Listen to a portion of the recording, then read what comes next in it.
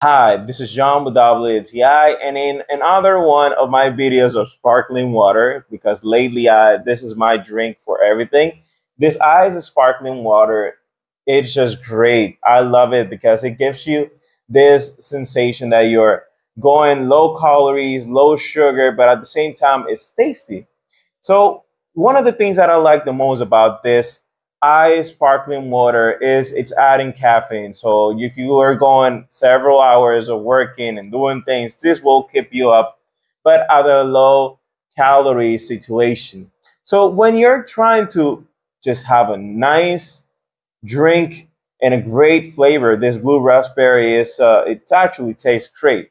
Has a high quality ingredients, and at the same time it brings a lot. So most of the sparkling waters that I would get, they're in a low or a small form factor, but this guy here is a tank.